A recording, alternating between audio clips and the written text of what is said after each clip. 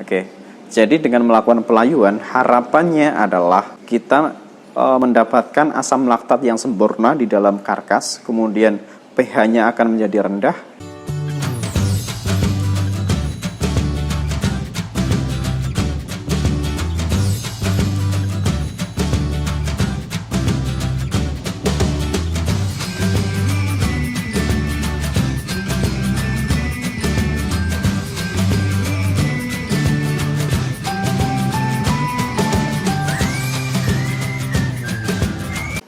Kemudian selanjutnya tentang penanganan karkas. Penanganan karkas. Jadi setelah kita mendapatkan karkas dengan teknik tadi, maka kita sudah ada karkas gitu ya. Di sini kita asumsikan sudah ada karkas. Maka karkas ini kita berikan perlakuan. Kenapa dilakukan perlakuan? Karena kita ingin mengolahnya lebih lanjut gitu ya. Sebelum mengolahnya lebih lanjut, maka perlu beberapa perlakuan yang mungkin berbeda gitu ya. Yang pertama adalah pelayuan. Seperti yang kita paham saja, kalau melayukan itu dibiarkan saja di suhu ruang, kemudian layu. Seperti halnya bunga gitu ya. Maka dia akan layu sendiri. Begitu juga dengan karkas. Ketika kita membiarkan pada suhu ruang, akan layu dengan sendirinya gitu ya. Kemudian kenapa bisa terjadi seperti itu? Sebenarnya ada proses di dalam situ gitu ya. Ketika kita membiarkan karkas ini berada di suhu ruang, tapi sebaiknya pelayuan ini tidak berada di suhu ruang. Sebaiknya tidak di situ. Tetapi di suhu 0 sampai 7 derajat Celcius. Oke, di 0 sampai 7 derajat Celcius. Jadi suhu kulkas, suhu lemari es. Suhu lemari es. Kemudian asam laktat. Sebenarnya yang terjadi adalah asam laktat ini dihasilkan dari proses setelah ayam itu mati gitu ya. Asam laktat ini hasil dari proses di dalam tubuh ayam. Dibentuk dengan sempurna, kemudian karena asam laktat ini sifatnya adalah asam, maka pH daging itu akan menjadi rendah. Oke. pH itu semakin rendah itu semakin asam. pH semakin tinggi maka semakin basah. Itu prinsip yang perlu kita pegang. Jadi ketika asam laktat ini bertambah, maka pH itu akan bertambah rendah gitu ya. Oke. Karena asam laktat ini sudah terbentuk sempurna karena terjadinya proses tadi setelah mati gitu ya. Untuk prosesnya tadi kita tidak belajar tentang itu. Itu akan belajar di proses lebih lanjutnya lagi gitu ya. Studi lebih lanjut. Kemudian pH yang rendah ini akan menghambat bakteri-bakteri pembusuk sebenarnya. Maka dari itu kita melakukan pelayuan itu. Oke. Jadi dengan melakukan pelayuan, harapannya adalah kita mendapatkan asam laktat yang sempurna di dalam karkas, kemudian pH-nya akan menjadi rendah, dan pH rendah ini akan menghambat pertumbuhan dari bakteri. Kurang lebih seperti itu. Kemudian kita perlu melakukan pelayuan di dalam 0,0 sampai dengan 7 derajat Celcius. Kenapa? Karena kita menginginkan di situ dagingnya akan menjadi empuk dan sudah melewati rigor mortis. Sebenarnya kalau 0 sampai 7 derajat Celcius itu untuk menghambat bakteri juga, oke? Untuk menghambat bakteri. Jadi rigor mortis ini, oke. Jadi setelah ayam mati, maka terbentuklah tadi gitu ya, yang asam laktat tadi. Dan terjadilah pengeluaran cairan yang di situ mengakibatkan terjadinya kekakuan dari ayam. Oke, proses kekakuan dari ayam ini, dari karkas ya. Dari karkas ini adalah rigor mortis. Itu disebut rigor mortis. Jadi yang tadinya lembek setelah karkas ini didapatkan, maka setelah melewati rigor mortis jadi kaku gitu ya. Kenapa menjadi kaku? Karena terjadi proses penyatuan antara aktin dan miosin. Aktin dan miosin ini adalah komposisi dari otot atau daging gitu ya. Di dalam daging itu ada aktin dan miosin yang tadinya nggak bersatu, sekarang bersatu. Itu yang mengakibatkan daging atau karkas itu menjadi kaku. Kurang lebih kayak gitu. Dan rigor mortis ini terjadi sekitar 3 jam di suhu ruang. Tentu akan berbeda ketika berada di suhu kulkas atau lemari pendingin. Kurang lebih seperti itu. Kemudian yang kedua adalah pembekuan karkas. Yang namanya beku pasti suhunya akan lebih rendah daripada pelayuan, daripada penyimpanan lemari es. Pembekuan ini adalah penyimpanan karkas yang berada di suhu minus 17 derajat Celcius sampai dengan minus 40 derajat Celcius. Jadi memang benar-benar dingin. Karkas itu atau daging itu akan beku itu pada suhu minus 17,8 derajat Celcius. Jadi ketika kalian menyimpan daging berada di lemari es saja, bukan freezer, maka dia tidak beku, dia hanya dingin saja. Karena suhunya 0 sampai 7 derajat Celcius. Tetapi ketika kalian menyimpannya berada di freezer, maka dia bisa saja beku kalau freezernya bagus, yaitu minus 17,8 derajat Celcius. Minimal segitu, maksimal mungkin 40 derajat Celcius. Sebenarnya tergantung dari kemampuan freezer karena itu berbeda-beda gitu ya. Jadi kenapa dilakukan pembekuan karkas? Sebenarnya prinsipnya sama, yaitu menghambat terjadinya perkembangan bakteri pembusuk, mikroba pembusuk itu dihambat aktivitasnya. Enzim dan mikroba itu dihambat aktivitasnya. Karena yang mengakibatkan sesuatu itu busuk adalah proses enzimatis tadi dan mikroba tadi. Mikrobanya adalah bakteri pembusuk tadi. Jadi dengan melakukan pembekuan, maka terjadilah penghambatan aktivitas dari enzim dan juga mikroba, yaitu bakteri pembusuknya. Tetapi kekurangannya adalah ketika melakukan pembekuan ini terjadi denaturasi protein. Kenapa terjadi denaturasi protein? Karena cairan yang berada dalam daging atau karkas itu keluar. Kemudian setelah keluar itu akan menjadi kristal, berubah menjadi kristal, kurang lebih kayak gitu. Kemudian selanjutnya, tadi sudah tahu ya cara memperoleh karkas, kemudian bagian dari karkas, proporsi dari karkas itu apa saja, kemudian penanganan karkas itu seperti apa. Yang ada dua tadi, pelayuan dan pembekuan.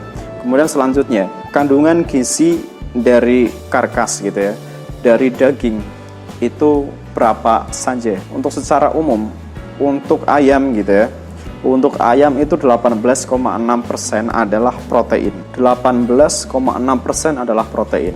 Kemudian 66% adalah air. Kemudian 15% adalah lemak.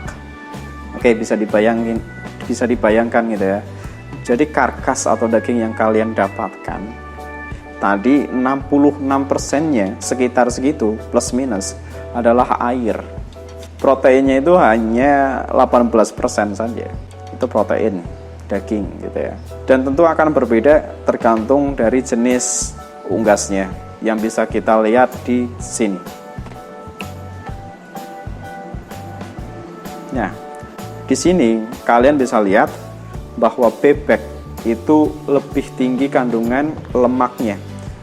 Sehingga kita rasakan bebek itu lebih gurih daripada ayam, bener nggak? Tapi kita harus cerdas.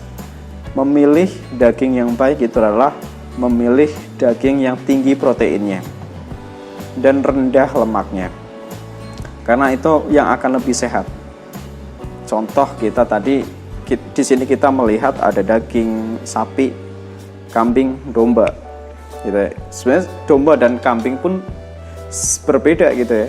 Itu yang membuat kita harus lebih cerdas ketika kita memilih untuk memakan daging apa gitu ya. Itu yang harus kita pahami adik-adik sekalian. Baik adik-adik sekalian, tadi kita sudah dapat karkas. Kemudian kita sudah menyimpannya. Yang tadi ada pelayuan, kemudian pembekuan gitu ya. Kemudian selanjutnya kita akan mengolahnya, maka kita melakukan beberapa perlakuan lagi. Contoh, sebelum kita membuatnya menjadi sosis, sebelum kita membuatnya jadi nugget atau abon dan sebagainya, kita melakukan perlakuan lagi, yaitu melakukan boneless atau yang disebut dengan penghilangan tulang gitu ya. Boneless, jadi tidak ada tulang lagi di situ gitu ya. boneless ini sebenarnya untuk ayam yang besar-besar saja, dan minimal adalah 2 kg ayam per ekornya. Kenapa dilakukan? Kenapa dibutuhkan 2 kg per ekornya? Karena akan lebih mudah untuk melakukannya. Ketika lebih besar dagingnya, maka akan lebih mudah melakukan fillet atau boneless. Jadi nggak tanggung gitu ya, yang diiris dagingnya itu nggak tanggung. Ketika ayam-ayam kecil yang dilakukan boneless, maka akan tanggung ketika itu adalah perusahaan yang besar, dan akan rugi ketika lebih banyak proporsi tulangnya daripada dagingnya, dan akan lebih tidak efisien ketika satu ekornya hanya menghasilkan lebih sedikit dagingnya. Kira-kira seperti itu. Dan cara boneless yang baik contohnya seperti ini.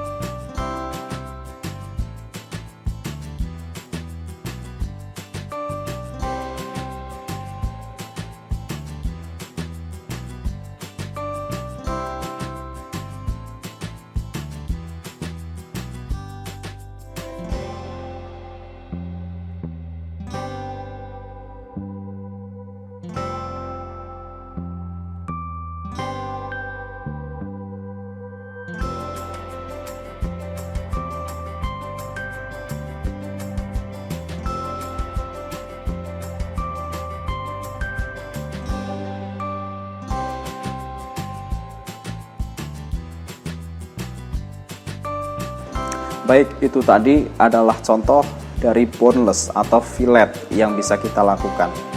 Kemudian selanjutnya kita perlu tahu teknik pengolahan hasil ternak unggas. Sebenarnya teknik pengolahannya itu apa saja? Ini kita berbicara tekniknya dulu ya. Sebelum kita melangkah ke selanjutnya, tadi kan sudah ada perlakuan nih sebelum melakukan teknik pengolahannya gitu ya, yaitu dengan melakukan boneless atau fillet. Oke. Dan selanjutnya kita melakukan tekniknya, yaitu ada teknik merebus, teknik menggulai, kemudian teknik mengukus gitu ya. Itu adalah teknik untuk pengolahan makanan panas basah. Jadi ada teknik yang basah, ada teknik yang kering gitu ya. Yang basah itu adalah merebus, kemudian menggulai, kemudian melakukan pengukusan. Itu adalah teknik yang basah. Contohnya ya, adik-adik sekalian bisa tahu sendiri gitu ya. Kalau merebus itu berbeda ya. Merebus itu ya seperti adik-adik sekalian tahu gitu ya. Contoh merebus ayam bisa juga. Kemudian menggulai, contohnya adalah opor ayam, gulai kambing, walaupun kambing bukan unggas ya. Contoh saja. Kemudian melakukan mengukus telur bisa juga gitu ya. Tapi di sini kita adalah ternak unggas berdaging gitu ya. Maka kita melakukan pengukusan untuk daging. Oke. Jadi pengukusan itu menggunakan uap panas dari air yang mendidih. Itu teknik pengukusan. Kemudian kita melangkah ke selanjutnya, yaitu pengolahan dengan makanan panas kering. Makanan panas kering itu adalah ada macam-macam sebenarnya, yang biasanya menggunakan minyak. Contoh, ada minyak yang banyak, minyak yang sedikit, kemudian melakukan penumisan, kemudian pemanggangan dan barbecue. Dengan minyak yang banyak yang sering kita lihat adalah fried chicken atau Kentucky biasanya. Oke, jadi dia minyaknya banyak kemudian digoreng gitu ya. Dan hasilnya kering. Oke. Kemudian selanjutnya ada minyak yang sedikit. Contohnya mungkin adik sekalian biasa melakukannya di rumah, yaitu dengan membuat telur dadar, telur mata sapi dan sebagainya. Kemudian minyak sedikit ini berbeda dengan menumis. Karena menumis adalah dengan minyak sedikit juga, tetapi bahan-bahannya itu dipotong-potong kecil. Makanya ada tumis kangkung gitu ya, karena kanggungnya dipotong-potong kecil. Jadi kalau mau menumis ayam, maka ayamnya dipotong-potong kecil dulu gitu ya. Kemudian selanjutnya menggoreng dan barbecue itu berbeda. Bukan menggoreng, memanggang berbeda dengan barbecue. Kalau memanggang itu secara langsung kepada api yang menyala gitu ya. Kemudian barbecue itu berbeda, yaitu tidak secara langsung, tapi dengan panas dari apinya. Bukan dari apinya juga, tetapi seperti kalian kalau bakar-bakar itu, dia disebut bakar-bakar, maka dia menggunakan nyala dari arangnya, bukan dari apinya, tapi nyala dari arangnya. Itu adalah barbecue, maka dia akan lebih lama daripada memanggang. Oke. Itu yang perlu adik-adik pahami gitu ya. Jadi tekniknya ada dua, yaitu untuk basah dan yang kering. Oke. Macam-macamnya tadi bisa adik-adik putar lagi nanti. Kemudian selanjutnya adalah hasil olahan. Hasil olahannya itu apa saja? Seperti yang sudah saya sampaikan tadi, maka ada contohnya adalah nugget, kemudian ada sosis, kemudian ada abon. Nugget, sosis, abon. Bakso juga bisa. Oke. Ini adalah produk-produk atau hasil olahan dari ternak unggas pedaging. Mudah-mudahan video ini bermanfaat untuk kita semua dan diberkahi Allah Subhanahu wa taala. Dan mudah-mudahan video ini akan mempermudah kita dalam belajar. Terima kasih atas perhatiannya dan wassalamualaikum warahmatullahi wabarakatuh. Tetap semangat dan sukses selalu. Salam cinta dari ujung kandang.